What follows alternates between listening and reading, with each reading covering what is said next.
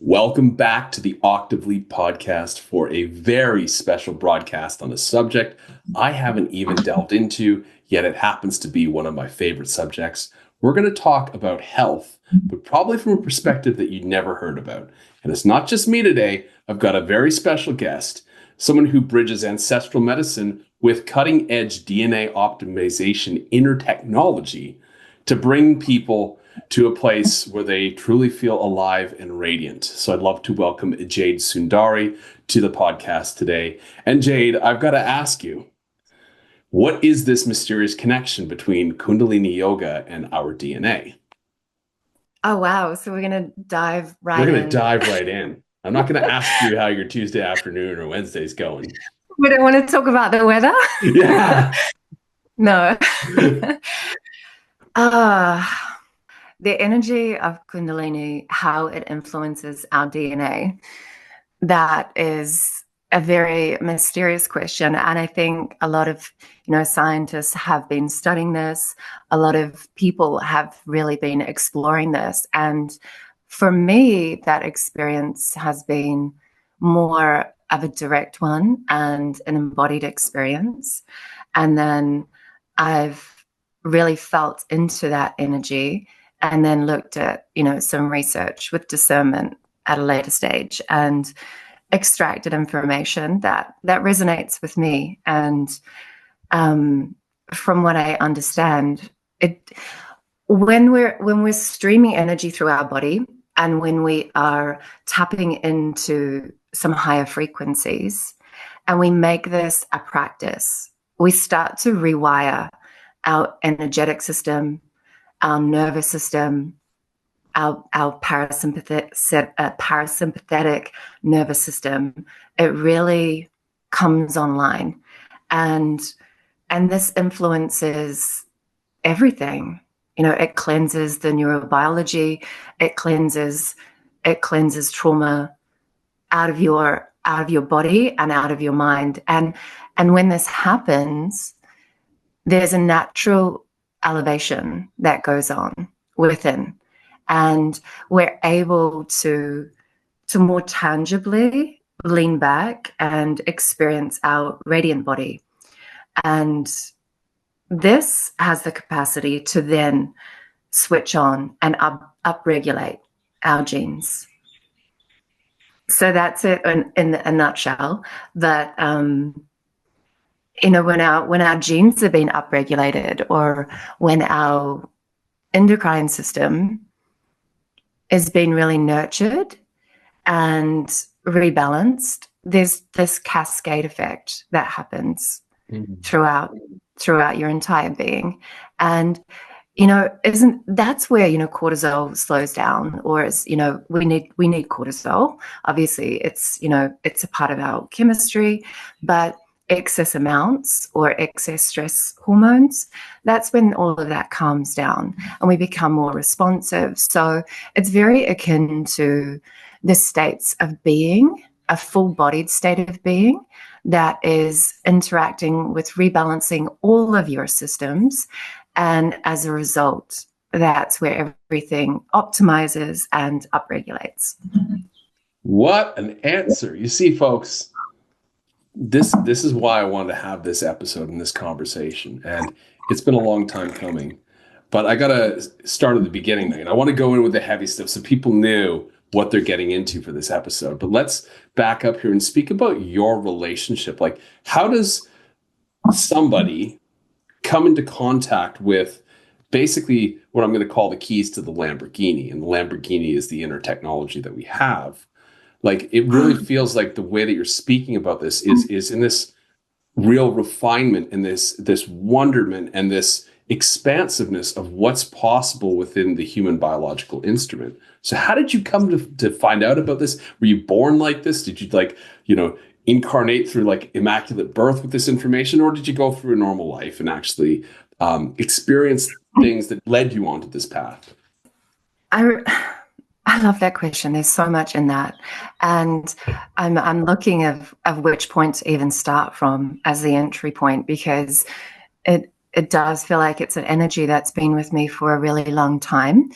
It's a very familiar experience at the same time, very transformational.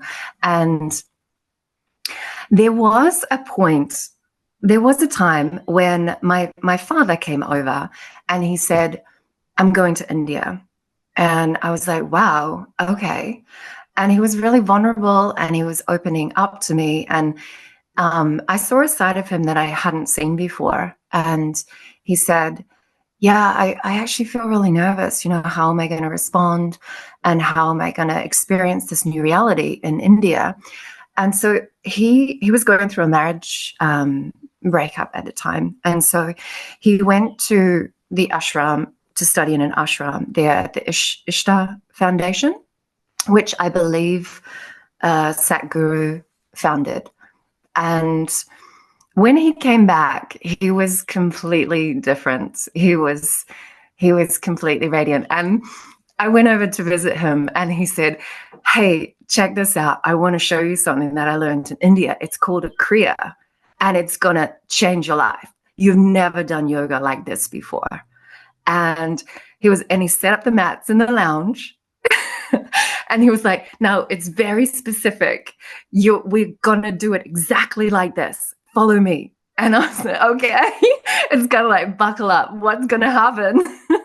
And he set up the mats in the lounge and he introduced me to what he had learned at the Ishtar Foundation. And sorry, how old were you at the time?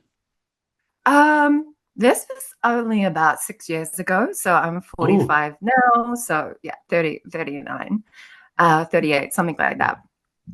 And we started, and we did the Kriya. He gave me my first Kriya, which I think is beautiful because it's a very almost natural and traditional way for Kundalini or Vedic wisdom to be passed down is verbally, orally through a lineage, right?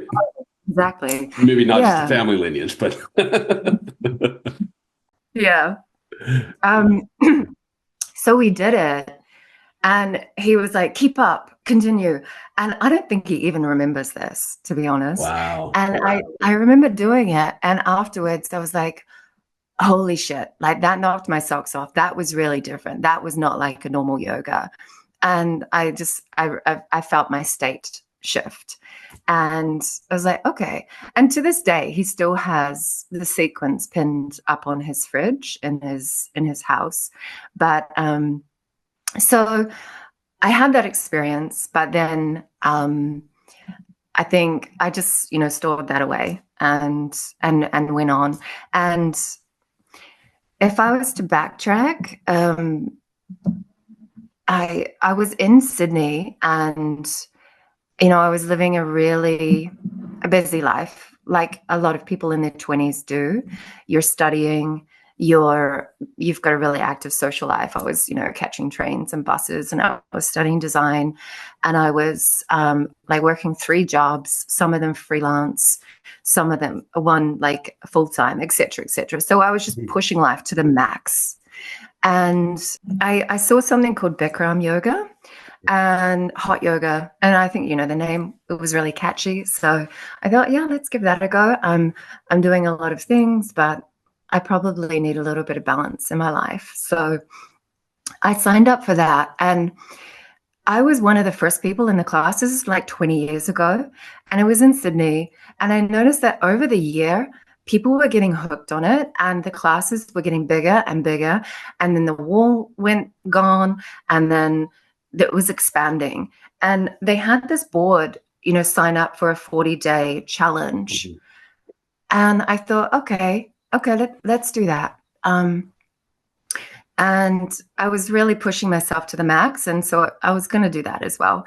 And I signed up, and on about day 10 or 9, I was going through a real detoxification and transformation. I remember looking at myself in the mirrors because in Bikram, that lineage, you look directly at your own self. And they first seeded that idea that, you are in this experience, but you're your own guide.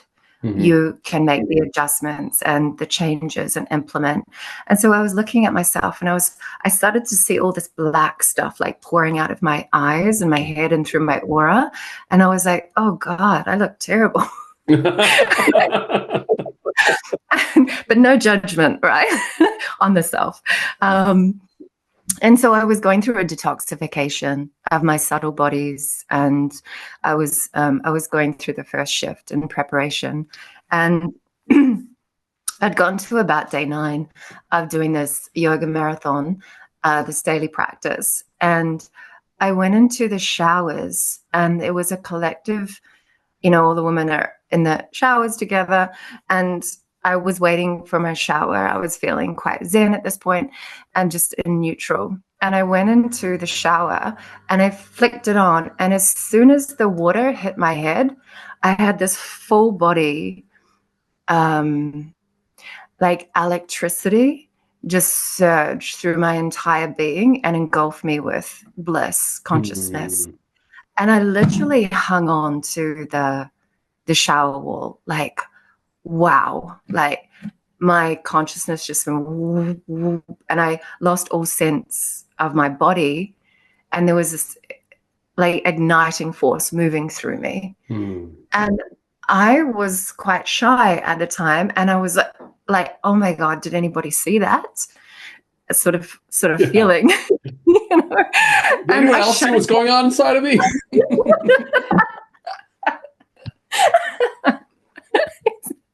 Exactly. And so I shut it down because it was really unfamiliar to me. Like, what was that? That just like rippled through me and just engulfed me. What was that? My goodness. And so I spent some time integrating that. And that was my first, I think, very visceral touch point with the energy. Interesting. So I always say that, we do the work on the mat, but the alchemy, it happens off the mat. In the shower room, apparently. Yeah, in everyday life, wherever you are, you can be walking around and there can be an activation going on inside you. And there can be a subtle activation. It doesn't always need to be such a powerful activation, but in my experience, it's like, okay, you have my attention now. And so that was in my early 20s, but fast forward, and a lot of, I'm classic Pitta in Ayurveda, and so I always am living my life at full speed and doing a number of different things, and pushing my limits. And it's only when I've gotten older that I've really softened into my Vata energy, and nurtured that a lot more, and Kapha, the earth energy. But so in my early 30s, I'd taken my experience from my design and I started working in construction. And this is a very interesting industry. It's incredibly advanced and it's full of like beautiful aesthetics, which I love, but it's quite archaic at the same time. It can be very driven by corporate, like there's a corporate energy there that is, go, go, go, do, perform. You've got your, your KPIs and your targets, and Pitta can love that. We like to perform, we like to achieve. And so I was living that and I was really going for it. And again, like there's a lot of partying, there's a lot of different things going on. And what was going on for me in my nervous system was I was burning out. I was really burning out, and I did not know at the time that I was like on my last threads. And so as it happens, COVID hit on the day that my contract expired. And I remember the shutdown happened. And so I was in this place where I'd received the commissions from the work that I'd done, and we were all to go home. and recalibrate our systems, for this entire shutdown that was happening through the world. And that's how I took it. And I was really rejoicing in this opportunity. Like, yes, I've been wanting to have a break. I've been wanting to really go within. And now I'm resourced. I'm at home with my family, my children. I can play with them and I can really drop in. And so I said to myself, all right, what do you really want to do with yourself and your life? And what would it be? And there was a time when I was in that shutdown. Of course, it wasn't all joy and positivity. I also did actually go through like a shock. Mm-hmm. And I went down the beach and I was in tears. We weren't allowed to go down the beach, but I snuck down the beach. And I just fell. I was the only one on the beach, and I fell to my knees. And I looked at the sun and at the horizon, and I said, show me the way. Show me what I need to do. Give me the way. Give me some guidance. I don't know what's going to happen next. And my guidance came in, and it said, Kundalini. And I was like, what? What do you mean Kundalini? And I just felt this sense of calm like wash over me, like everything's going to be all right. So I had this big cry and I went home and I started practicing. I looked online and I actually came across Russell Brand's breath work. And then I did a bit of his breath work because he was quite into Kundalini. And I experienced this change of state. Mm-hmm. And then I came across some Kundalini online and I went through the course and I was on day 10. And again, I started to experience these shifts. And so I remember I was doing just a really short practice, so like 15 minutes in the morning, 15 minutes in the afternoon, because I had time. Mm-hmm. And again, I started to really tap into the energy, but I didn't know that it was just storing and storing and storing. Mm-hmm. And I was in isolation, and I noticed that my nervous system started to heal in a way that I really, really needed it to. Mm-hmm. And now, fast forward, I can speak from a place of, I have a very long ancestral lineage of anxiety within my nervous system. And so I set about healing that. I worked with body work. I studied naturopathic medicine. I brought in the herbs and the vibrational medicine. I was really committed to healing anxiety. And nothing was really, sure, things were softening and complementary and supporting, but it wasn't really at the core of cleansing out this discordant energy out of my nervous system. And so I once again, I'd done this 10-day practice. And I walked into the lounge and my children were there and they were listening to music and they were bouncing on the couch. And so I started jumping as well and I started dancing too. And what I didn't know was that I'd been storing the energy and cultivating the energy inside myself. And when your heels hit the floor, so this is actually a yogic practice, you are activating your base chakra and you're sending a bolt of earth energy into your body. And it ignited my energy again. And again, a full body awakening ripped through my system. And this time it was so much stronger than what I'd ever experienced before. And it felt like all of my intention that I'd set to heal my nervous system, it happened in that moment, in that instance, where I lost full consciousness of my body, but simultaneously I was connected to everything, like the breath of the stars, the trees, the rustling, like everything in the most extraordinarily beautiful way, that I just got this overwhelming sense of love and grace in my system. And I knew what this energy was this time. So I decided I'm not going to shut this down. And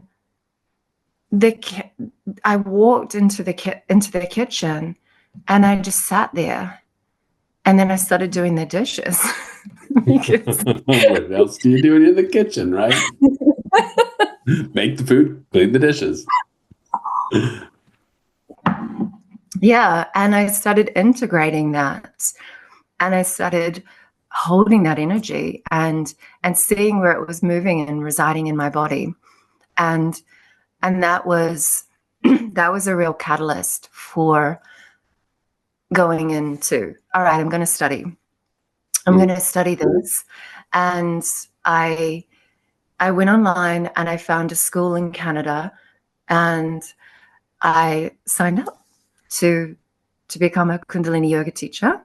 And they had a huge reading list, which I touched on, but I moved through that. But at the same time, I was, still in a little bit of a high achiever sort of mode. So I also studied the art of coaching and subconscious remodeling. And I did another course in that time, which was called the Queen's Code. So embodying your feminine energy, because I didn't really know, but when you're in corporate as a woman, you're really operating from your masculine energy a lot, and it's very performance based, and there's no time to follow or honor the rhythms of your cycle. You have to go get it and be on all the time, especially when you're living and supporting your family with commission only. And I loved it. I loved that work. But really, the common thread for me was creation and working with people to make their dreams come true. And that's where I seem to lend my energy all across the board, no matter what it is that I'm doing. So yeah, I studied in the lockdown. I was studying Kundalini, practicing Kundalini, and then studying the art of coaching, and then the Queen's Code. So right from the start, the way that I was interacting with this energy, moving this energy, attuning to this energy, was actually from a more feminine place. And I so needed that. I so needed to rebalance and recalibrate, and and just return to rest. It's so interesting you say that, because really in all of your story, that's sort of what I'm hearing, is this journey of having this innate potential towards this. And, whenever that potential's latent, we don't know about it really going through life. But then we have these moments, these flashes of interfacing, like you said, at Bikram yoga. And then again, when you took this course, and you're jumping up and down, and you got these waves of bliss consciousness coming through, it's activating something there. It's reminding you of the attunement you already have to that morphic resonance of that particular thing. Like there's a history that we carry with us into this lifetime. And it's amazing to hear that. But it sounds like your journey has really been synthesizing these different components into something that is traditionally very male dominated. Like I used to practice Kundalini when I was 21, and it felt like a man path to ascension, the way that it was taught. It's just like move the energy up the spine and out the head, and you'll reach that place, you'll attain that liberation, and it'll be glorious. That's like, if you're not feeling it that day, it's kind of hard to get it going, right? And so I've actually been more down with the feminine approach to things, in balance with the masculine approach, because for me, it's all about feeling nice. When I was at work, I'm like, let's go take a break now. Let's go hang out somewhere. Why can't they put us in a nice hotel room, not the cheapest thing there that we can work 14 hours a day from? This kind of mentality that goes into it is just driving people like machinery, really. And that is, I think we use the polarity dynamics quite a bit here. but that is sort of the active of the masculine, but it needs balance. And even in the corporate world, we can find that now. There are, corporate wellness programs that are finally coming in, and then they're saying, you don't have to, just work all the time. You can have a little meditation room at the office. But I mean, there's a lot of people like you and I who choose to say, okay, well, I'm not even going to participate. That's much slower. It's got to go through its own process. I'm actually going to go radically into the thing that I want now. And that's kind of what it feels like you've created. Because my understanding with this is that, you've actually done quite well at training people and hosting Kundalini classes, and education around this for people. Like, you've really had a thriving following in a short period of time. Some people have done it for 30 years and they might not have had those accolades. So that tells me that, you bring something of yourself, of your essence to the art, and that you've synthesized a number of things to create a new creation. And that's kind of why we're talking today. Because like I said, I did a lot of Kundalini 21 years ago now it was. And, there's sort of a look and a feel to it. And, a lot of the time people are like, oh, okay, it's the white Sikhs, it's the wearing the white, and it's the Yogi Bhajan, that whole thing. But it's not. There's so much more to it than that, right? We're actually objectively talking about a technology that allows us to, and I love the way you said it, flushing out those current, the traumas, not just traumas, but some scars that are stored in the body. Like, these are substances. They just don't exist at the same density level as, the chemical substances. But they are chemicals that go with this. There's acidity held in the body. But science doesn't identify it. Science doesn't, you can't do a scan and says, well, this is your great grandmother on your father's side that's causing this imbalance here, this blockage in the left ventricle. We'll just run some Kundalini energy through there and clear it out. They don't do that. Maybe in 200 years they'll do that. So it's up to us. I believe so. Yeah, I think it's going to be amazing, by the way. I think we're in for, if you don't watch Netflix and you don't watch the news, we're in for an amazing future. If you watch those two things, might be a bit clouded. And the reason I'm saying this, though, is because, I work in a very similar way. And I've, since I've interacted with you over the last few months, I've come back to my seat. The reason why I started on this whole journey, it was what I call now quantum rebalancing. And that's where we look at these different density levels and we actually get intelligent about them and not just say everything's energy. That's true, but it's kind of like saying I breathe air. Like it's so vague. Right. And we can talk, and we've had conversations about this too, where there's different bodies with different densities and different needs. And learning how to work with each one actually becomes the driver for health. And this is the thing that a lot of people should know, is that your mental, emotional, and physical health, they're not necessarily determined by those layers of your being, but they're actually determined by causal layers that are, quote unquote, invisible to the ordinary eye. And I think now in 2025, we can talk about energy somewhat intelligently, with people understanding that there's more to life than what we can observe with the five senses. But beyond that, there's a lot of variation in what people say. And, people have experiences and they don't necessarily know how to translate them to words. So it's helpful to sort of speak about this in a more organized way. And I'd like to hear your thoughts on some of these your experiences with some of these other bodies that lie beyond the physical, emotional, mental, that have helped in your own life and the people you've worked with to improve their health. Like, what kind of things have you seen along those lines?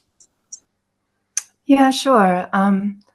So firstly, I want to say, working with Kundalini energy or awakening it, it's not the primary goal, and it's not a once and done experience. There's 7 different nervous systems that we're working with here. There's 7 different layers. And after from my experience of having the energy move through my body in such a way where I was now so tangibly connected to it, it was undeniable. I started to really sense into feeling energy and knowing energy. Almost like now there's, when you see, sometimes people jerking or being a little bit more, like a little bit more volatile or shaking Mm. with energy moving through their system, we can track that, and it's moving up against a block, when really the energy is like an orbit or a circuit that's moving around your body. And children naturally have Kundalini energy alive and circulating through them.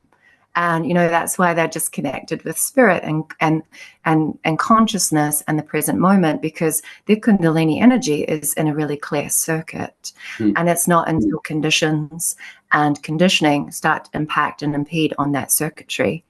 And so when I started retraining the energy to move through my body, now the practice that I am really connected with, it's actually very soft and very gentle. And it moves through the Sushumna, the central column, and then for me comes up to third eye. And there's this beautiful pulsation action, and there's a cascade. As it's rejuvenating the pituitary and the pineal gland, there's this cascade that runs down the body. So that's the descent of Kundalini, which is more the feminine rather than the ascent that you were exposed to originally, which a lot of people are, because I won't go into that just yet. Maybe there's opportunity, but I'm thinking about, the explosion of Kundalini in the 1960s from Yogi Bhajan, which is another era and another consciousness altogether. But if you're to drop into your own energetics, so when it comes up into the heart, there's this unification, and then it moves up and out, and it creates a torus energy around the body. So there's a torus energy, which is like that energetic donut. Yeah. And that moves all the way around. And when that, because I'm sensing that, I'm more in touch with it now, and I know when it's streaming. And every day is different, every moment is different, and that's the beauty of life, right? But it's given me a very tangible sense of energy. So somebody can walk into the room, and I already can sense what's in their energy body.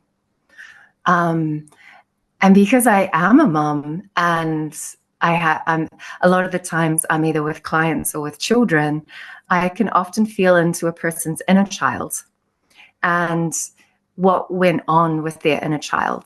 I get images in my mind's eye from feeling the tangible nature of their energy field or interacting with mine, and it's communicating with me. So a person's energy field is communicating with everybody as we walk around this world. And you can feel what's in there if you're attuned to it.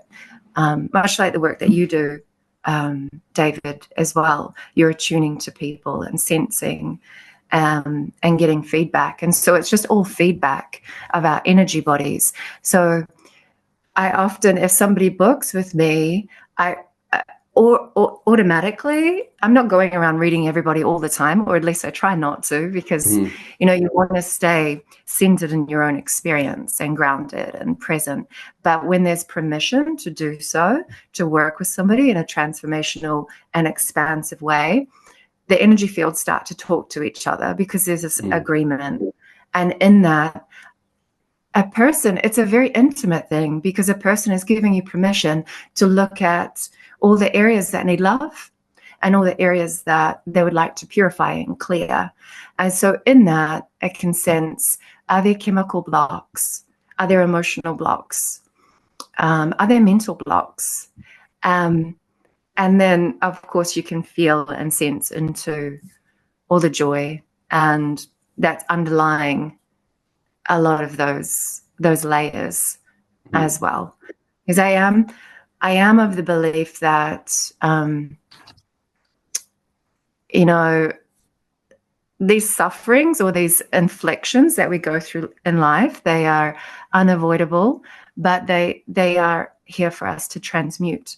But in our hearts, we're all made up of the same, the same qualities of love and joy and peace. So everything else is just in the outer layers that wishes to be liberated. One thing you said in there that really stuck out is that children naturally have this flowing orb of Kundalini energy around them, and that as we get older, the conditioning sets in. I think everybody experiences some degree of trauma. Sure, Stanislav Grof's work has shown this. When he's regressed people to the age of 6, he shows them a picture of themselves. People usually break down into tears when they see Paradise Lost, when they see that there was some element of my primary programming that had to then interface with kindergarten, had to interface with other people that had their own ideas and agendas. My parents had their own ideas and agendas. So that's kind of the age where we lose ourselves a little bit and start to develop that conditioning. Of course, different degrees of trauma may compound that more and cause us to, brace even harder in some ways. But let's just say we go through a couple decades of life in that state and we're closed down and we're very sensitive to things like stress, and we experience a lot of tension in our body. And, some people get back pain. I think the majority of the people in North America are on back pain medication, for instance.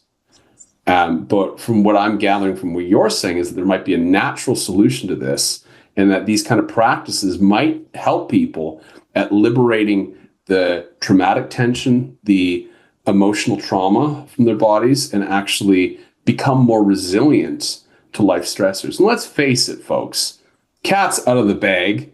This decade is not the most cupcakes and rainbows decade in terms of, collective things that are happening right now. So wouldn't it be nice to have a little bit of resiliency? And does Kundalini and what you're talking about here assist with that process? With resilience? Yeah. Yeah, 100%. Yeah. I think ultimately that was a real motivation. I want to heal my nervous system. And so when your nervous system's healed, what are you? You're not reactive, you're responsive. You're responding to life, and life is responding to you. So that's a beautiful thing. When our nervous system is fortified and strengthened, and our immune system, Kundalini effects really dials up the endocrine glands function, and so our immunity gets stronger as well. Our radiant protective body gets stronger. We start to interact with what we're going to avoid and what we're going to draw in a little bit more consciously. So yeah, does that affect absolutely hormone balance as well? Yes, it does. So if somebody is stressed out regularly, let's say they have high cortisol levels, and they're basically, somebody bumps into them at the grocery store with a cart by accident, and they're like, the same response in their body's like a saber-toothed tiger is coming to get me. Like that primal level of stress. It's true. I mean, you see the way that people act with road rage. This is a very primal thing playing out in a complex society, because there's all this unmanaged stress and tension that people hold in their bodies. And from what you said earlier, is you used the word, I believe, flushing out huge amounts of cortisol.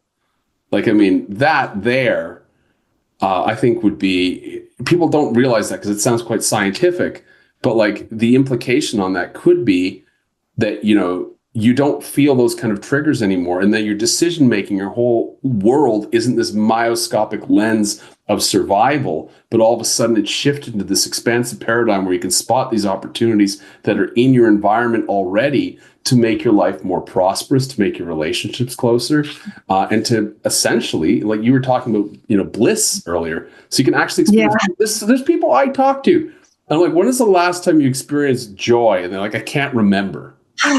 Yeah.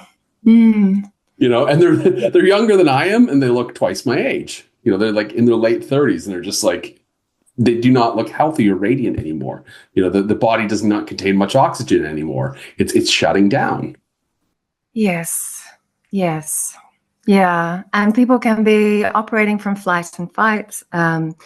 The sympathetic nervous system, where cortisol gets elevated, norepinephrine. So the majority of the work is really foundational, working with the lower part, the triangle, and becoming really grounded. And do I have a triangle? We work with triangles and sacred geometry here. Cool. So solar plexus down is your lower triangle. Okay. And then from your solar plexus up is the other triangle like this. Yeah. And then you've got your center point. So yeah, like tying it back into resilience, of course, because the very practice, it's almost a little bit chaotic, because you're just throwing everything all at once into the yoga. It's very ancient. It was once reserved for the royals, and the royals would have somebody come and teach them how to optimize and how to expand longevity and how to activate their superhuman abilities and their dial up their intuition. This is what Kundalini does for us when we are optimizing our endocrine system.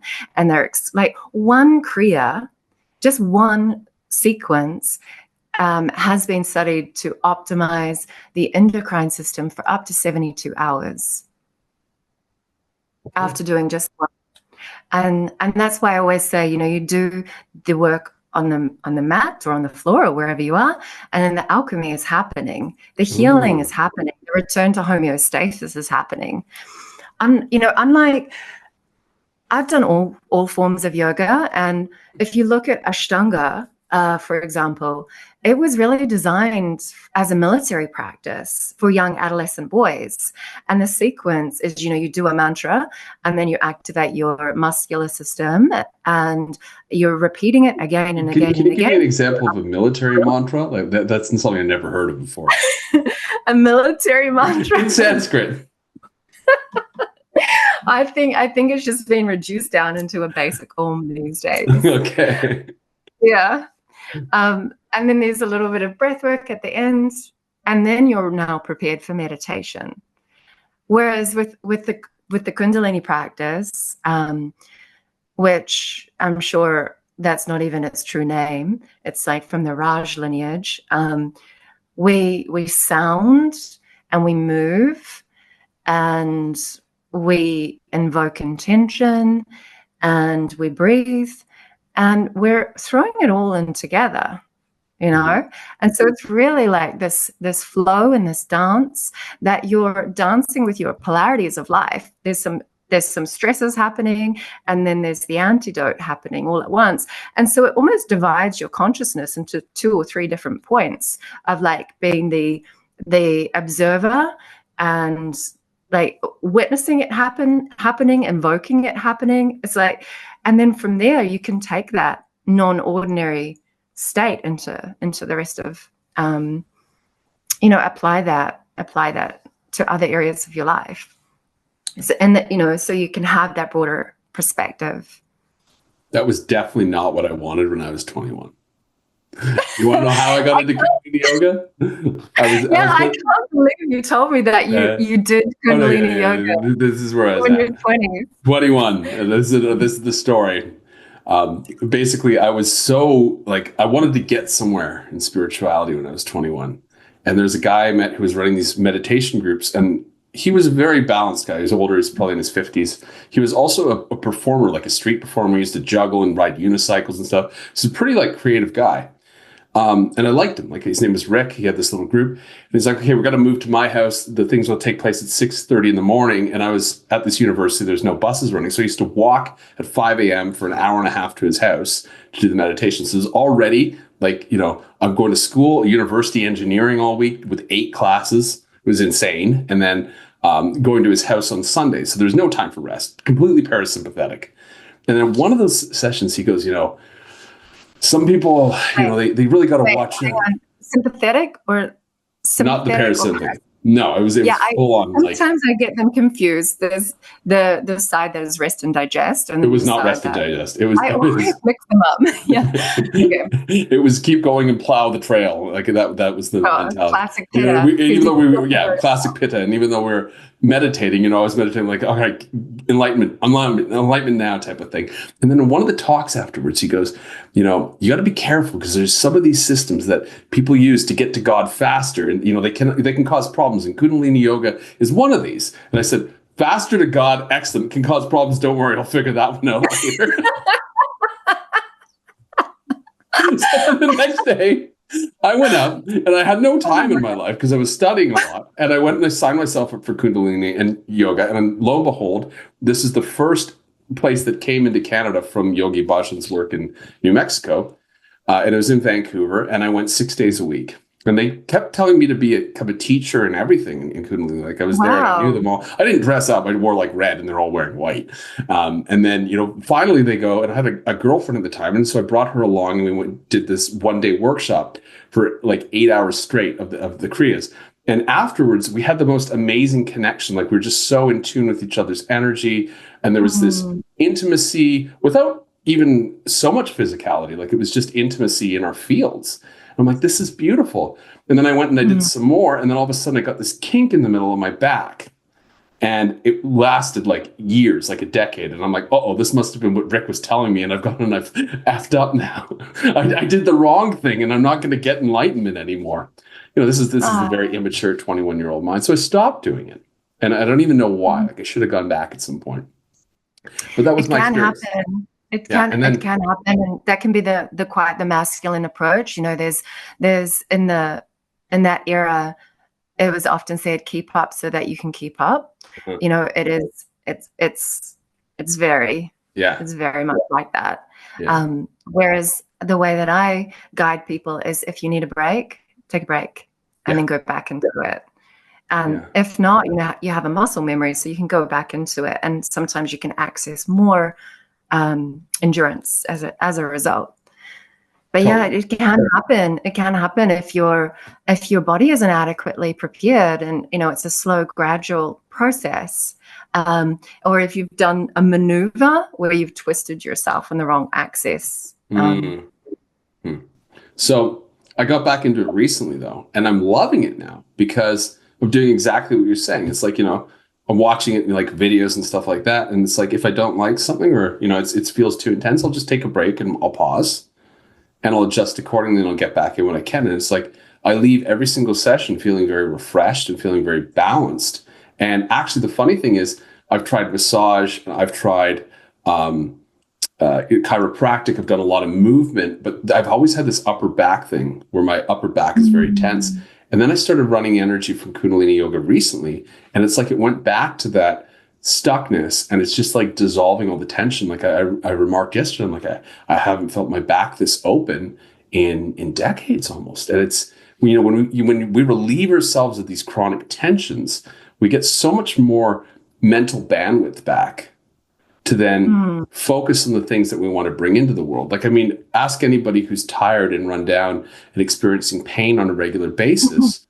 Is it easy for you to start something new, to learn a new skill, to go into an area that requires growth mindset? Or even if you're an expert in something that you've been doing a long time, are you really at peak performance in that thing that you want to do if you're experiencing all those things in your body? Yeah. And the answer is no. If we do not have an act, if we aren't, the qualification for that is having energy. Exactly. And the vitality. And that has been the beauty that I think I've been accessing, is expansion, so that there's more available creative energy and inspiration and connection of self-sourcing, so that I can then pour that into my family, into my clients, into my writing, into my creative projects. Because who doesn't want to expand their energetic range, right? Yeah. And not only that, but both of us are in our 40s, and a lot of the time conventional society will try to tell us, this is when you start slowing down. You got to watch your health now. You're getting older. And, I see people with this identity. They go through life like, I'm in my 40s now. I can't do what I used to do. It's like, why not? They're like, why not? Like, if you actually know the processes for keeping yourself young, you can actually look younger. I look younger than I did when I was 30 some days. But what I'm saying here is that, if you're applying these practices, there is no limit to rejuvenation in the body. And I believe, we have a lot of genetic baggage to sort through, because it's not just us, it's also what we're coming into. But if we were to clear our lot within 2 generations or 3 generations, we might see children living to a couple hundred years old again. And, you know, if lineages were purified and cleansed by doing processes like this, then there is no more genetic interference. And you can basically have, you know, pure consciousness informing the biological instrument of the human being to allow it to live regeneratively, you know, potentially for hundreds of years. I know a guy that was 250 years old. He remembers the 18th century. I didn't talk to him. No, I didn't meet him, but I know somebody that knows him. And the person that I know is a doctor, so I don't think he'd be lying. He's an Ayurvedic doctor. The first Westerner is an Ayurvedic doctor. He wrote, his name is Dr. Robert Svoboda. He wrote the book Agora, the Agora series. It's about left-handed Tantra. It's called The Left Hand of God. It's freaking amazing. Yeah. Yeah, very But we knew him. interesting. Yeah, my teacher knew him personally. So he used to come and do private talks for us. He was a very interesting fellow. But yeah, he's got some wild stories, like the stories of the other form of practices in India, you know, the Shmashan practices and Shmashan? What's that? Oh, you know that with the tantrikas would live in the cremation grounds. Have you ever heard of that? They live. It's a left-handed path. You live in the cremation grounds, and you basically worship Kali, and you do your practices living in the cremation grounds, basically, because you're so confronted by death all the time that it. Yeah, they coat their bodies with ash. Yeah. Is that the? Yeah. Because that's the communicating to everybody Exactly. that's how in close contact they are with. His particular guru actually was a very interesting guy. His name was Vimalananda. And Vimalananda would go down to the racetracks, and he would basically in Mumbai. So the Mumbai billionaires would be there, and he'd be interfacing them, and he'd be cleansing their karma and the karma of the horse owners and of the horses. So he'd kind of be holding this whole strange world together that was woven in with the Mumbai billionaires and all of this, and making sure society doesn't just collapse. And then he said he'd go home, and the students would join him in his apartment. And it wasn't even a fancy apartment, it was just an apartment. And he'd go there, and then he'd have a thimble full of whiskey. And then he said when he had the thimble full of whiskey, you could almost watch as the energy would just come up, kind of like he described it, just completely relax him. And he would go into like a deep delta state and then begin his transmissions. Very fascinating. Yeah. And 21 years old reading these books, I'm like, I got to do that. I got to do more Kundalini yoga. I'm going to marathon to God. I'm going to make it happen by next Thursday. Yeah, that's what I'm making fun of, the attitude that not only I have, but some other people can have this, because it kind of is part and parcel with that old school yogic culture in a way. And what you're speaking into is actually a way to harmonize it, where there's not really a destination in mind, but it's actually about cultivating these currents in the body that lead to better health, that lead to better vitality, that lead to better connections with all the things that have meaning in our lives.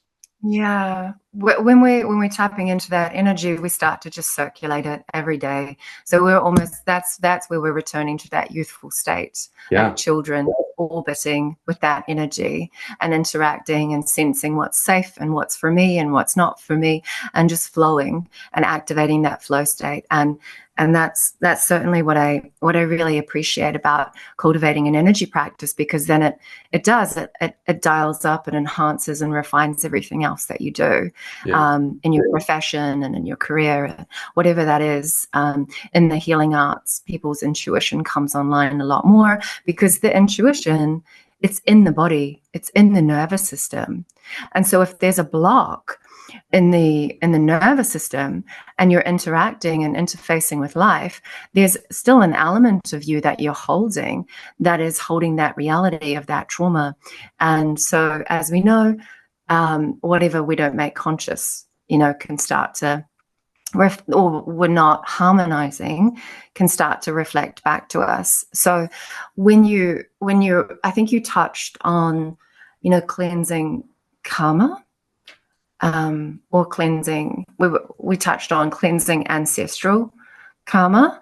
And I find this really interesting, because while I say that children are in this beautiful circulation, the role is to evolve and go through life.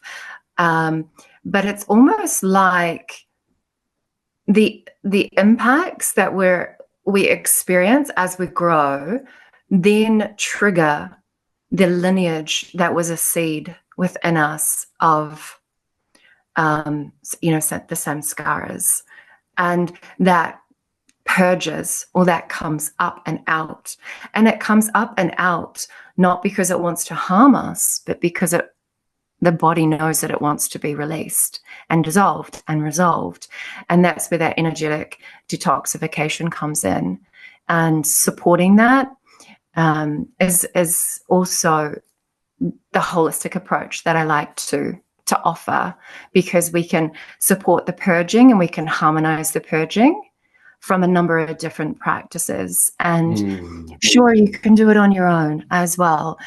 You can drop into your own shadows on your own. And some people like to do that. I'm one of those people that I really embrace it and I go there. And it's very rare for me to connect with somebody for navigating shadows. But some of my clients do.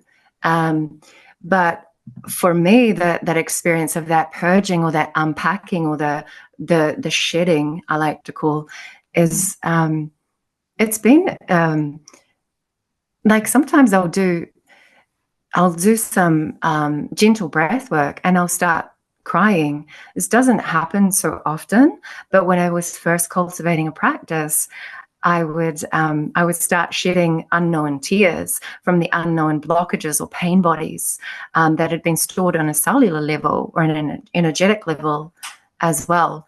And I just trust it. I just let it flow because I know what it is. I know that that's my body doing exactly what it wants to do, to unpack and lighten and liberate and shed, so that I can return to that more bliss consciousness. And when I heard you say that you'd read something in a book once, it also reminded me of when I was about 10 years old, we had this encyclopedia of occult in our library under the stairs. And it was a big book, and I used to go in and open the page and just read the most fascinating things like astral travel and all kinds of weird and wonderful. And there was a segment in there that said that the ancient yogis, and I remember this, used to walk around in a state of orgasmic enlightenment. And I thought at age 10, like, what is that? Like, that they were walking around circulating their bliss body, that they weren't being impacted because they were just absorbing and transmuting and alchemizing it all, that they were actually able to be in contact with their divine template. Well, it's not just ancient yogis. It's also Westerners in Bali that have named themselves to names like Shiva that charge $1,000 an hour that also do this.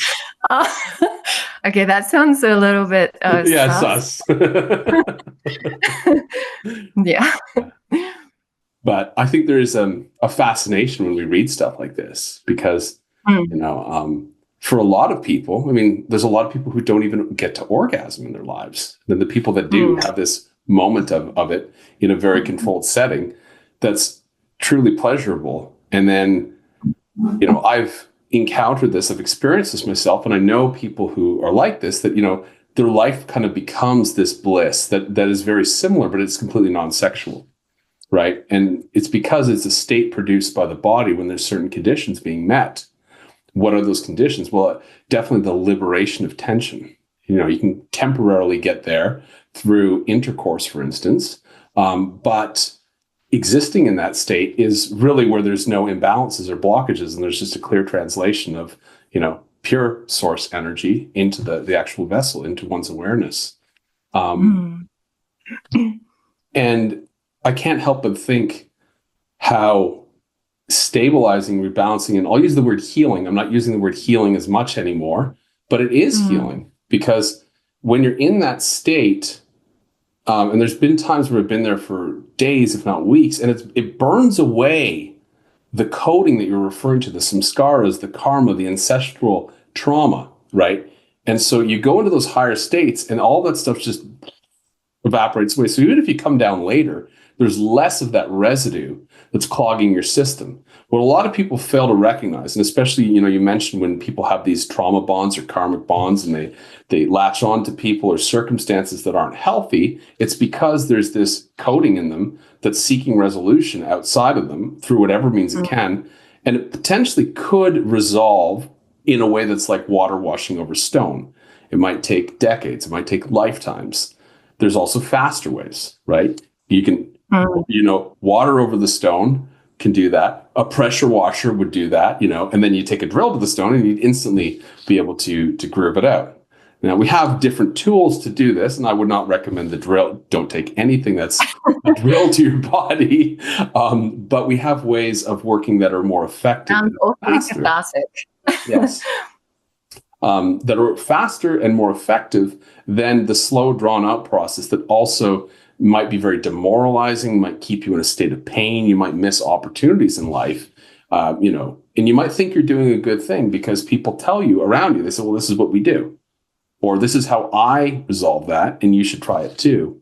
But I think everybody has their own individual way because let's face it, the baggage we carry and the traumas we carry are a complex set of intermingling forces and contributing factors. And some of these extend back into our genetic line. And if you believe in it, which I certainly do, because I've seen it in my own work, our own past lives, they carry these hooks. And definitely all of the Vedic texts, the whole system of Ayurveda and Jyotish, they're based on this assumption that you've had past lives. This is not your first incarnation. It's not your first rodeo, Tom. Yeah. Yeah. And I hear you're speaking to a holistic approach.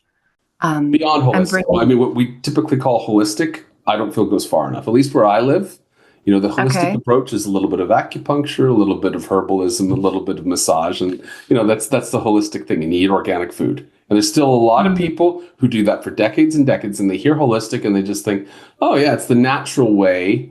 But I don't necessarily get much benefit. I'm still just taking care of symptoms. When I think holistic, I think let's look at all of the various layers. Now, you're referring to what you're talking about with Kundalini yoga. Yes, that starts to get beyond the layers people conventionally think about. I have a little bit of a different way in. For me, my journey has really been about alleviating a tremendous amount of past life karma. That's what I spent a lot of my 20s. They were not fun. And when I look back at them, and the reason why I had that attitude wasn't because I was, a douchey dude, but it actually was carrying a monumental amount of past life karma that was like a burden. And I wanted to alleviate myself of that burden.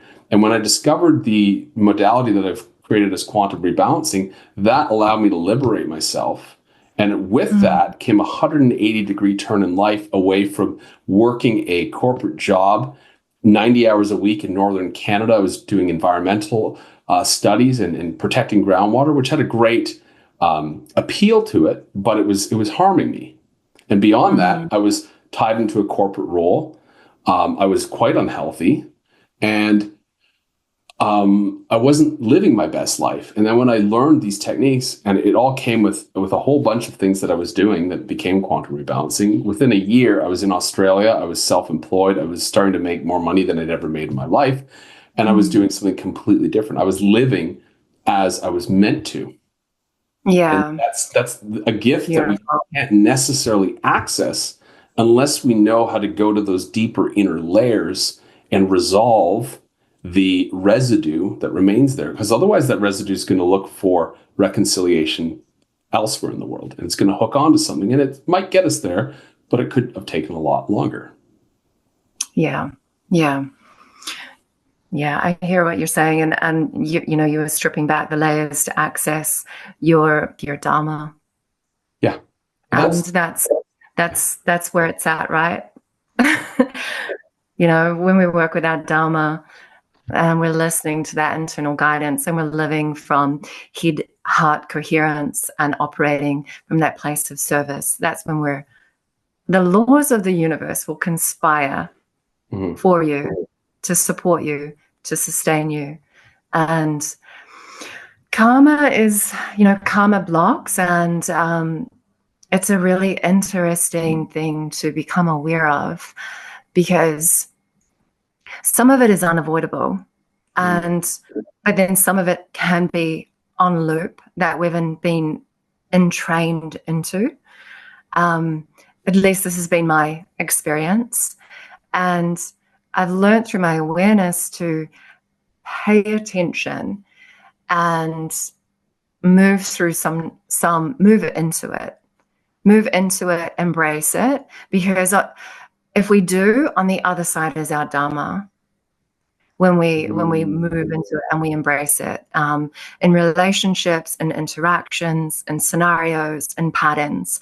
And if we don't, those patterns can be on loop, and we can't access our truth and our dharma.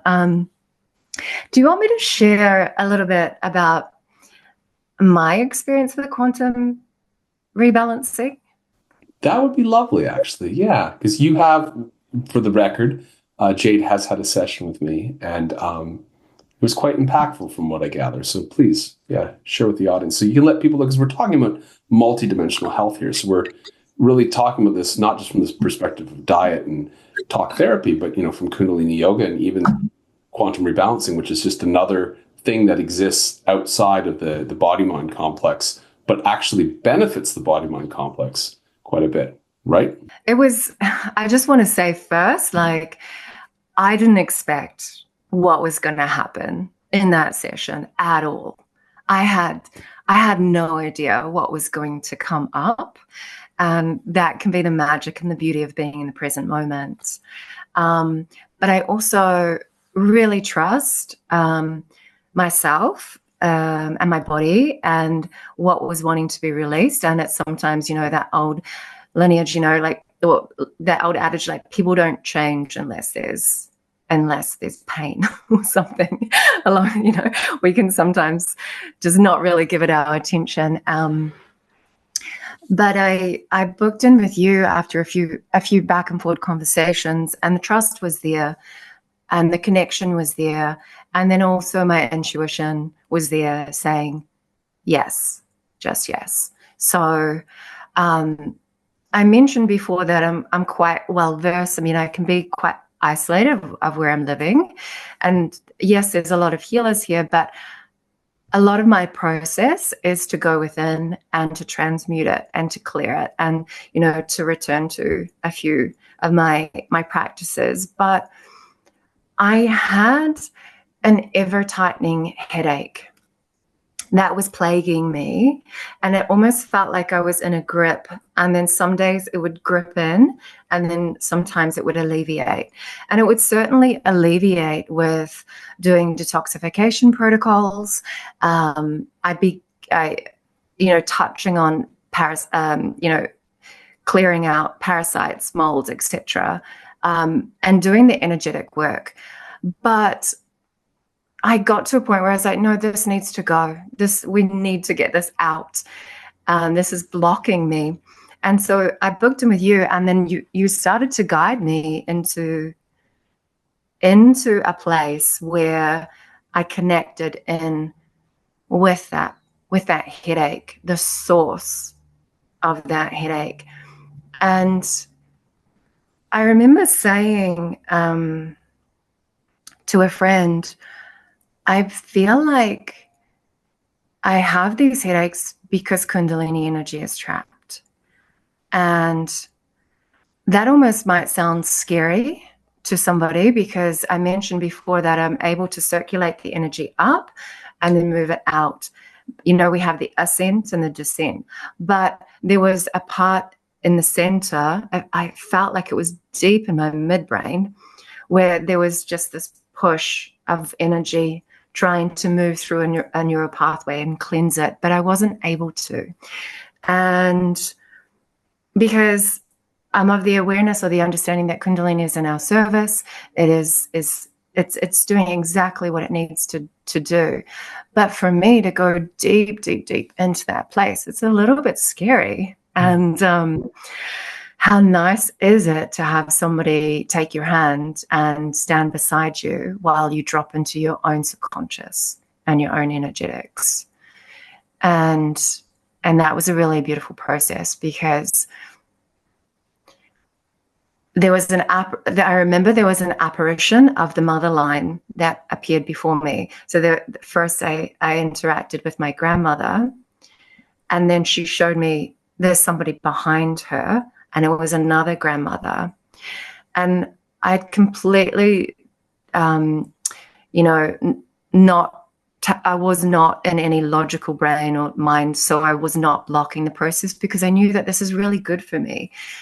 And then she showed me another grandmother, and you were there, and you were holding that space, and you were holding that energy, you were holding that frame, you were holding that intention, and you allowed me to go that deep into the subconscious where I could really get in touch with that pain. And I want to say it was a pain body. So I am not my pain. It's an energy of a body of its own accord. And in this instance, it was an ancestral block. And I know this because of the apparitions and the communication that I was being shown in my mind's eye. And it was like we dropped in through the layers of the feminine, and until finally we accessed heartbreak.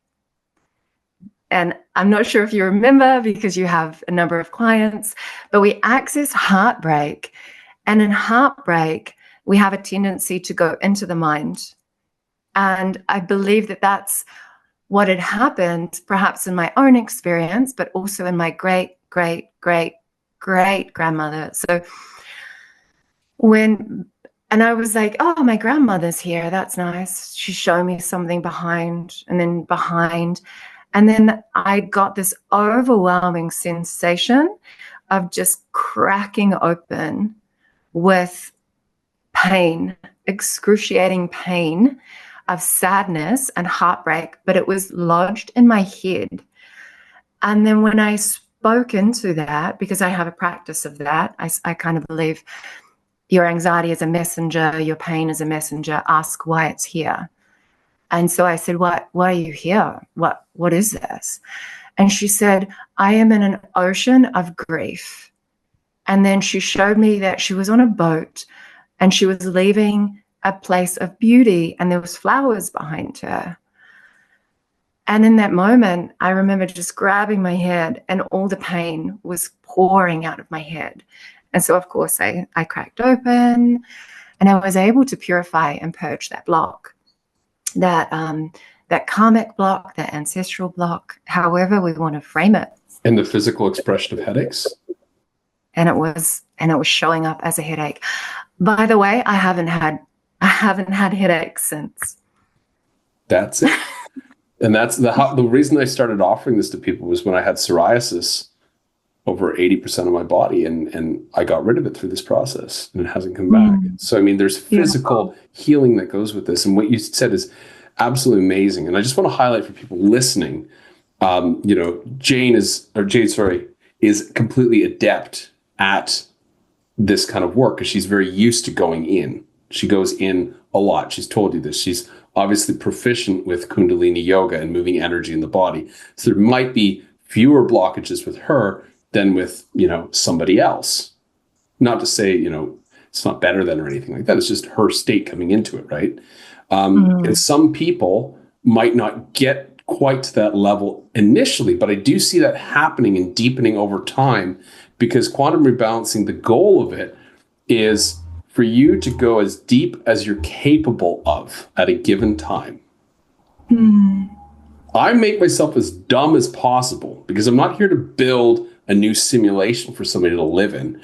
I'm here to systematically strip down the simulation that is causing you suffering, that is causing imbalance with you. And I don't actually do anything. You do it. You disassemble. I'm just the foreman on the job site, basically. Disassemble. The foreman on the job site. I love that. Yeah, I love that. Holding that strong frame.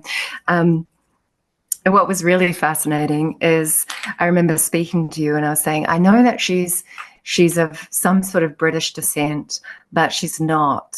She's not. Cool part. Yeah. She's not in England, and she's not going back to England. And I had the time and energy to really stay in that place of integration and healing the next day, because I had been sitting with this headache for about 2 years. And I would do my morning practice, which is I do a body scan.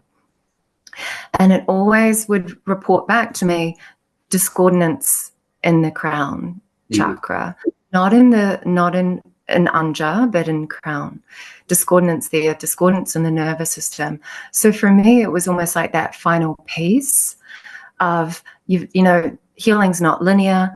There's layers, and it's, you know, dropping into those layers. And so, and then the next day I was integrating this process, and I was just really enjoying the sublime place of having the spaciousness and the softness in my head, and just knowing how wonderful this is.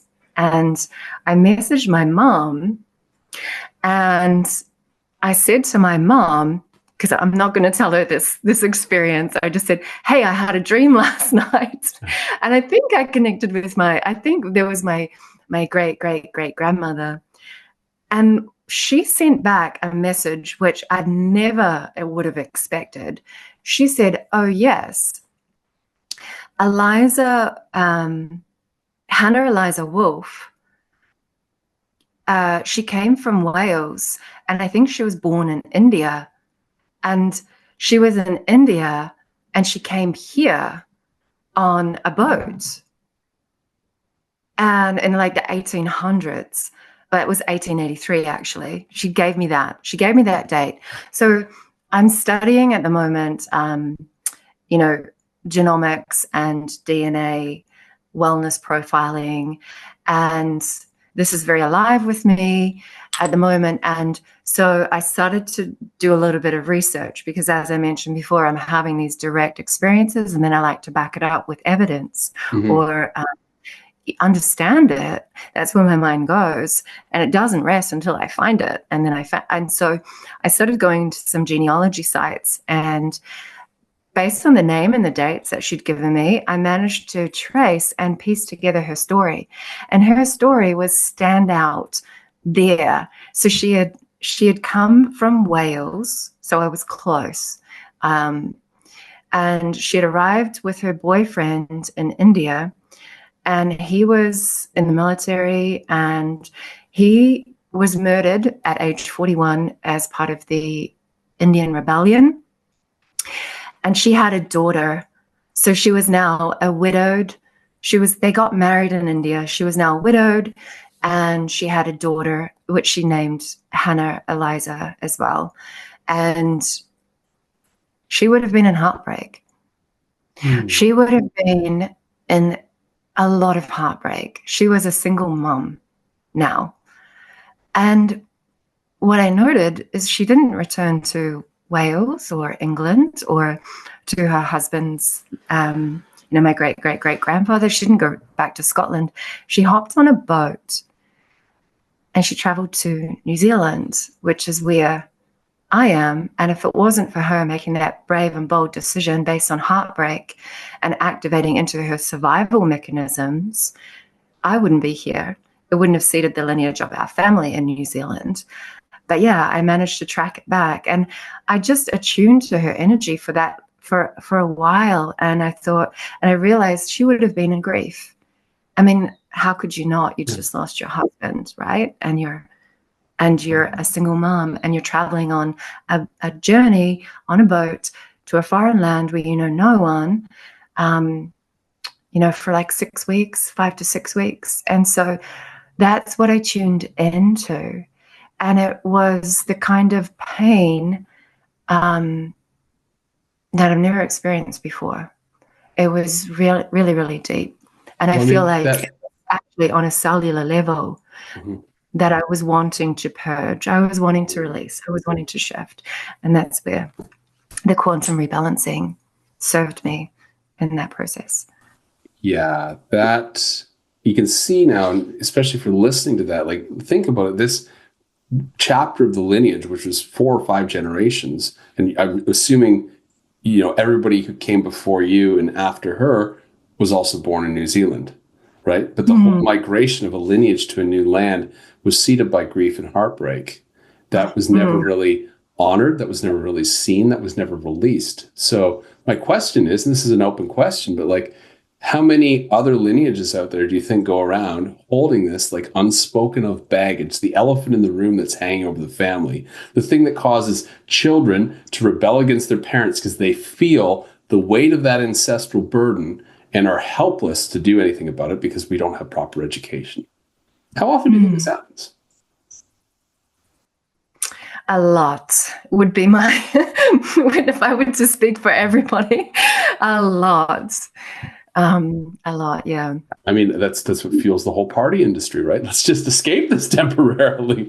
Let's feel really good for one night and pretend we're exalted beings again before tomorrow we wake up with our ancestral trauma, staring at it, and a massive hangover.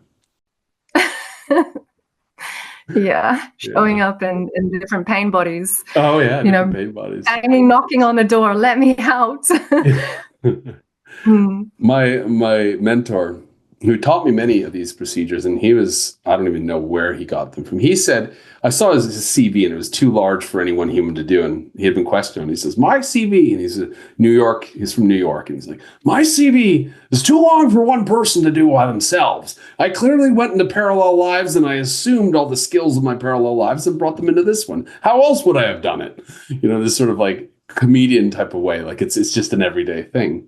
But one of these is like, if you're doing past life work, you need to be able to verify it. And he's like, I got a story for you. Mary Sue over here, she did some work with me and we identified that she had died about 50 years ago in Ireland and she had children. And so I sent her back there. We identified the town and everything. So she went to see her own grave from 2 generations ago. And she goes there and her children that she had in that life were still alive. And the crazy part was that she met her children. So as this new version of herself, she met the children that she had in this other life that were grown adults, and they recognized her as being their mother. Which is like one of these like, what? Like they make movies about this kind of stuff. Yeah, they really do. Yeah. But this is how real it gets. Story. Mm-hmm. Yeah. And I mean, if you need any convincing about the impact of this stuff, read the book, The Holographic Universe. And this is not for you because this is, this is the language we speak. But if people want to know how real this stuff is, you read a book like that and you see how much the energetic realms and what happens there and is stored there occurs in the realm of causality. Now, the entire problem with this and why we don't see it in the world today is because our entire system of science is materialistic science that dates back to the 17th century, largely developed by Isaac Newton. And Isaac Newton was a very spiritual man. They don't tell you this, but he had to start somewhere. And so he started with, Newtonian physics, which is how atoms bump into each other. They're not really hitting each other, but they're coming close. Now, quantum mechanics is really the fundamental base layer for how the universe works, but it doesn't work within that model. It's a new model unto itself. And the other thing is that everything that happens in the quantum layer is 150 millionth the size of a proton. All these other dimensions in string theory, they exist, but they're so small that our electron microscopes can't pick up on them. So we're talking about things that are so small that cause everything else to happen. And that's exactly what we're talking about, is the things that are so tiny we can't see or measure, but we feel, and they become the experience of consciousness as we make our plight. So all our decisions are influenced by the energetics. And it's the big elephant in the room that's affecting everything. And we're sitting here with microscopes looking at atoms and thinking that that's everything. Fascinating. Sorry, folks, really, you're not going to find God in the atom. Wasn't it Albert Einstein that spoke about the God particle though, and all of his theories, and he distilled something down to the particle. I think his name's Irvin Laszlo. I read the book. It's The Science of the Akashic Field. It's a very technical book because he's a physicist. But the God particle is the Higgs boson particle. And this particle allows matter to be created out of nothing.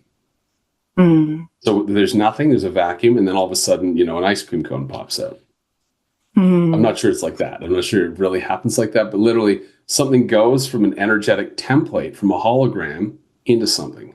And funny, the nature of holograms is very interesting because there is a body that contains the avatar that we're attuning to, and you see a lot of people in India and they'll have a deity and they want to attune to the deity of Ganesha. They want to attune to the deity of Shiva or whoever it is, or Krishna. That's another big one. And, in the West, we have Mary Magdalene and we have Jesus. And, people look at this because that's what they're doing. This higher body is sort of their eventual becoming the Christ consciousness, essentially. So, people gravitate towards this. And this is sort of you could say in a way, part of the dharmic path, or it's part of the trajectory away from these pain bodies and into our becoming. But of course, life is a balancing act. Yeah. Into a new template. It's interesting. I've never had this conversation with you. And I know that, David, whenever we connect, we just can talk at length on so many different subjects.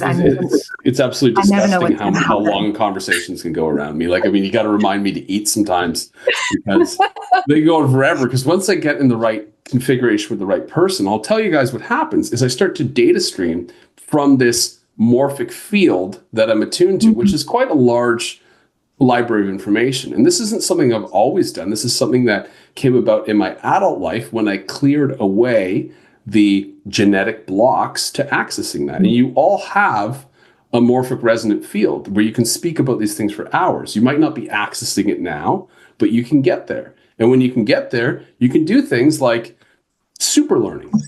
You can read a small passage of a book and know exactly everything you need to know about the subject, because it's like you've read an index card and you go into this astral library and they're getting the books, and then someone on my team is streaming it directly into my consciousness. I won't call it channeling. I won't call it that. Channeling is something else.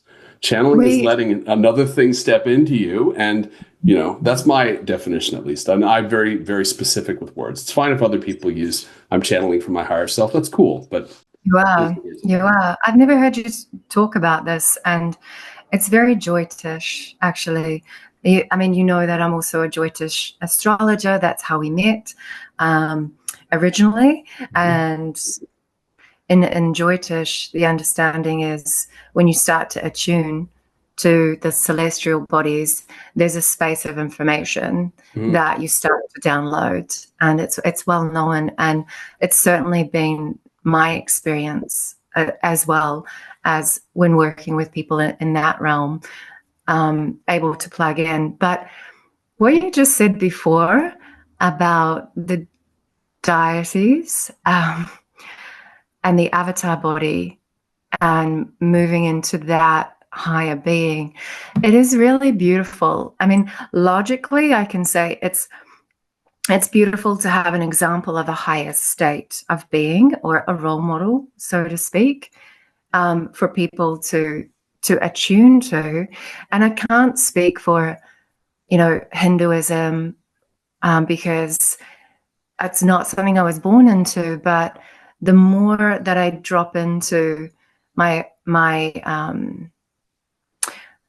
higher self and my Akashic records, there's a very strong connection with India.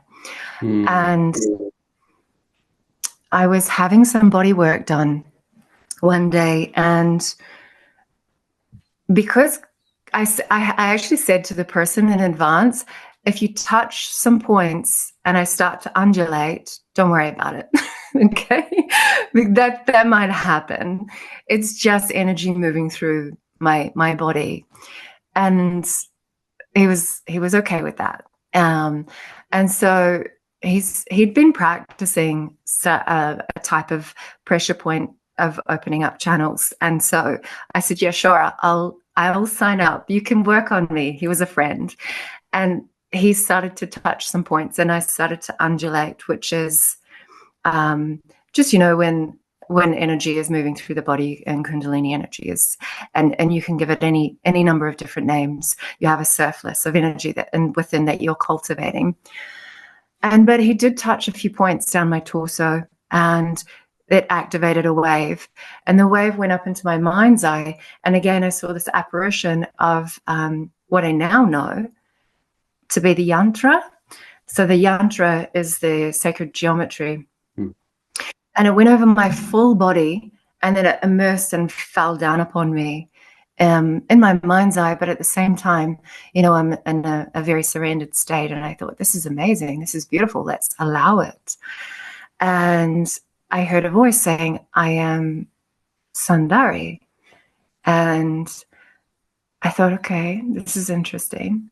And so I went home and I started to explore Lalitha Tripura Sundari, the tantric goddess. So she's of she's one of the Mahadevas, and she's a lesser known goddess, and she's a lesser known deity. So she's the cosmic of all other deities were birthed from. So again, it was really tapping into a body of knowledge that I wasn't otherwise have had access to. And I'm just of this place of mind or mindset where I'm like, let's just allow it. Let's just allow that and see what happens. And for me, when I was, there's almost like two versions, before Kundalini and after Kundalini. So for me, I adopted her protection, and I adopted her support, and I adopted her lineage or her name, which is why, I renamed myself as Jade Sundari, but I'm not overly attached to that as an identity. It's more, it feels to me just like a beautiful transition from one identity into another identity, and everything that comes with that.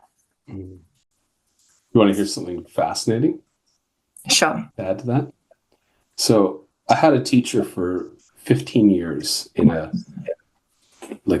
Vedic tantric lineage, and it was very much under, it wasn't a secret society, but it was smaller. It was more, potent, smaller chamber. So there was only maybe a couple dozen of us.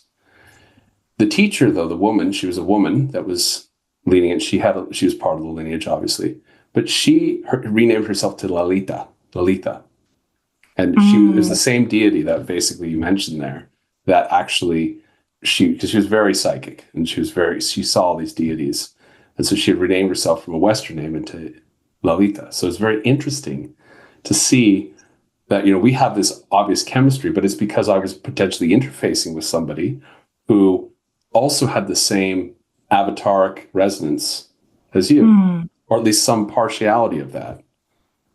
So I just put that two and two together right now on this podcast. Fascinating. We've really dove into these layers of reality. I've never got to explore this stuff on the show. This is so cool. Like, most of the time we're talking about Bitcoin or something, but which is also kind of cool, but it's nothing compared to this. This is why we're here. This is what you spend your Bitcoin on. You get the Bitcoin so you can get away from everything else and get into the space where you can do the inner work without distractions. That's always been my plan. My plan is build all these businesses, do all this grandiose stuff so I can have a bit of peace and quiet and then go sit in the dark room one day for 7 days. Still hasn't happened yet. Yeah, still haven't found that time off yet. Well, hey, just because one is living their dharma doesn't mean that there's not work to do. Right? I know. I'm very sarcastic, but this is what that's what I say to my children as a philosophy. Even when you're living your wildest dreams, there's still work to be done. Yeah. And just to kind of wrap things up, this has been a very amazing episode. I think we're almost 2 hours deep. So, oh my goodness. Yeah, this is quite the discussion. But what I really feel like the overarching theme here that we've explored is when we get out of these, allopathic medicine definitions of health, which I think a lot of people listening to are well out of that category. But we also start to move beyond this vague sort of idea of holistic health, right? Which can mean a lot of different things to a lot of different people. And we actually begin to see that it's not just about health, but at some point it becomes about health, purpose, dharma, the trajectory of our soul across many lifetimes, the plight of the soul, the journey where we've come from, and essentially stepping into progressively bigger and bigger shoes that have a greater impact not only in the world, but potentially in the cosmos. And that when we actually sift through all these imbalances and we start to resolve them, yes, we're getting superhuman abilities, but we also experience bliss consciousness, and we become sort of you could say the one playing the game, the one that's behind the whole simulation. And, perhaps that's what the mystics all said when they're, drunk upon God, and these crazy, proses that would come out of their mouth that ordinary people couldn't understand. But that is something that begins to happen. It doesn't have to happen in one instantaneous rapture. It can happen progressively as people have a practice and they begin to deepen themselves and they allow themselves to go to these places. They face the fears, they face the tightness in the places they reject about themselves. They feel them, they integrate them, and they move forward with more and more of themselves online. So thank you very much for joining me for this show. Is there anything you'd like to touch on in closing before we tell people about what comes next? Because what comes next is so fascinating that you want to stick around for it. But I want to give you the opportunity to speak into anything that's alive for you right now before we go there. I love what you said, that, eliminating expectations of working with the energy body for it to be expectations of there to be immense rapture or more volatile, spontaneous experiences. It's more like this cultivation of returning to your sovereign health layers. And when we do, and when we have these tools and when we have these practices, we really are accessing that innate knowing that a lot is good, but what, using our intuition to know what is out of balance, and then being able to bring that back into balance, having that inward practice and fortifying that, as opposed to seeking quick fix solutions externally. And it doesn't need to be laborious. It can be in the subtle realms as well, which improve generally our well-being, our quality of life. That's what kept me going. I'm not a laborious guy. I don't I could say I'm clever and efficient, but I say lazy. And I say, you know what? It's a little bit of a different kind of work in the inner realm, but I could spend 30 years doing it externally, moving bricks around or hard labor, or I can just go within and rebalance that thing in about an hour and a half. Well, I'll pick the quick one. Naturally. There's people like, I'm going to do the hard thing and I'm going to really, do it well. And it's part of my integrity. And I'm like, I'm going to do the easy thing. But the easy thing, I'm going to really have to think about what is the easiest path to get there, the most efficient. Because I want to spend as much energy as possible on the things that I love. Yes. So I have more time for Dharma because I've gotten this stuff out of the way. And nature will reward you abundantly for taking care of this stuff. It can't give you the rewards. It's sort of like, the lottery's trying to pay you and you don't have a bank account. It can't give you what you need if you're not receptive to it. And so all the wishful thinking, all the wondering why the world is the way it is because there's laws that operate. And these laws say you've got to do a condition has to be met first before you can receive the good stuff. Yeah. And if not, you might just have to repeat it all again in the next life. How long do you want to make this? How long do you want to be in a loop for? Exactly. It's been an absolute pleasure talking, but this isn't the end. This is just the beginning of something very exciting. You're going to see a lot more of us collaborating and hopefully see a lot more of Jade. I'd highly recommend that people go and check out your work independently of what I do. So, please tell them about that afterwards and how they can find you. But we're also running a workshop together. And this is a workshop we've entitled Activating Your Multidimensional Self-Healing. And what this is a workshop where we're giving you these lesser known techniques so that you can be radiant, so that you can move past these hurdles in relationships and with money with greater ease. You can become resilient for life. You exist with a greater creative capacity because we're exploring how health extends just beyond the physical and the mental. And we're going to be getting into, some of these Kundalini techniques, but they're not the common ones. And not only that, I'm also going to spill the beans on this quantum rebalancing that you heard. So it's a full stack that all works harmoniously with each other. And we're basically going to be, revealing what this system looks like. Yes, it is a system. It's not the be all end all, but it's one that works. And if you do this, and you do it diligently, you'll find that there's a much easier and probably even more enjoyable process to rebalance yourself. And I say rebalance over healing because it will take you past just healing, and it will bring you closer to your dharma. It will bring you closer to the things of your becoming. So that workshop, it's in the description below. It's pay what you want. And if you're watching this after March 17th, after it's gone live, there's an on-demand version there. So you can rewatch it and you can still get all the good stuff. You get all the handouts. The only thing is you don't get to ask questions. So please make sure you register before March 17th if you're seeing this podcast, so you can be there live with us getting, coaching during that time. Anybody who's on the call will have their questions answered, and we're going to help people personally. It's a lot of value. And that's why it's pay what you want, because I think it's priceless. So how can you put a price tag on what's priceless? But Jade, if people say, yes, I want to do this workshop, absolutely. And I also am very curious about your work and what you're talking about. How can they find more about you? And what's your recommendation on engaging with you? Thank you, David, for having me. I also want to say it's been an absolute pleasure. And when we have these casual conversations, I never know where it's going to navigate. So it's always really alive in the present moment. However, with our workshop, we have been doing an enormous amount of work in the background to give it some structure, to break it down, to unearth some of these amazing, beautiful, subtle tools so that we can enable more of these quantum shifts. I'm an Aquarius sun sign, and so a lot of this work I feel like I'm really here for.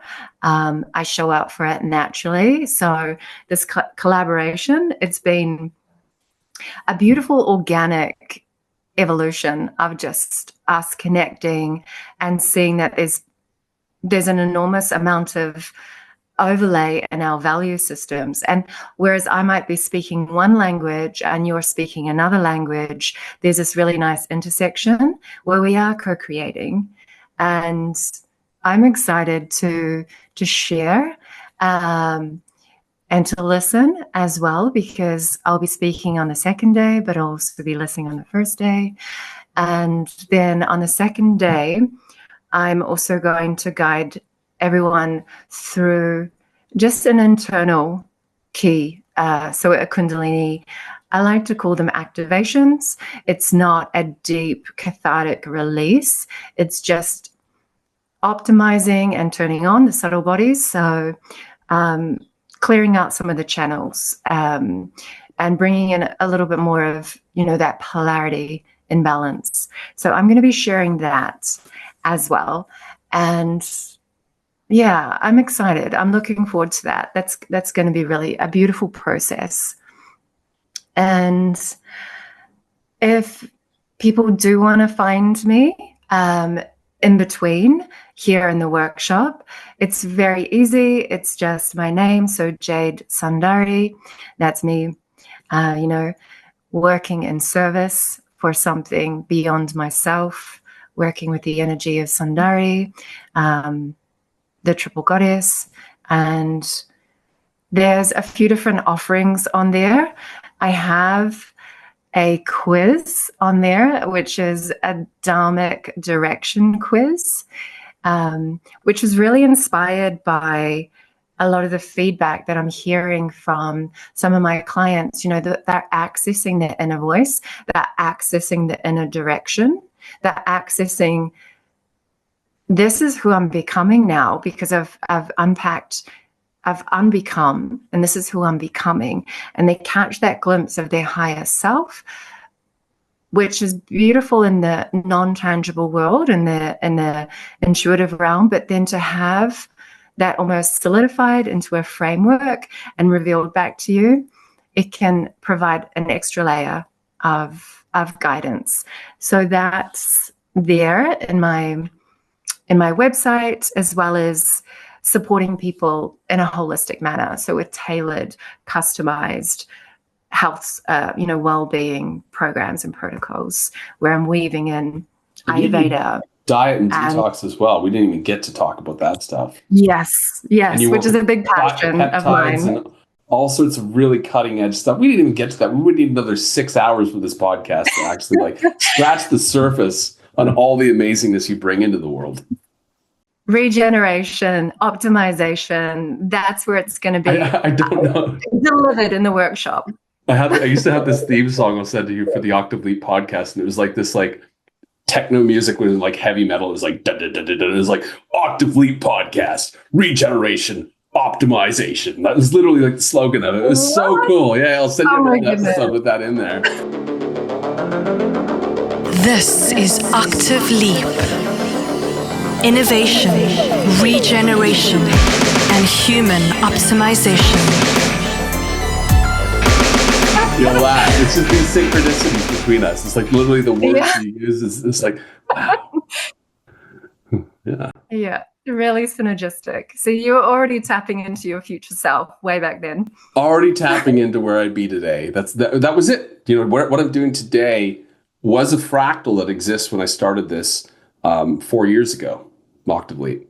And that becoming, and this is the importance of having that, avatar, that deity. Where's your becoming? What are you actually tuning into as your North Star to navigate you? And you'll learn about that in the workshop, but just in life in general. If you want to be able to weather the storm, you want to be able to get through the misinformation and all the chaos that seems to be happening these days, you're going to need a guiding stone. You're going to need a dharmic direction, as Jade said. So go there, take the quiz. It's free. It'll save you 2 minutes, or take you 2 minutes to do, and you'll know what direction you're meant to head.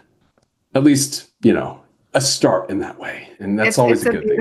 It's a beautiful affirming overview. Yeah. I can personally say I don't believe in hard and fast, and I don't believe in absolutes, because we are, multidimensional beings and multifaceted, which we can choose which version of ourselves that we want to really bring online.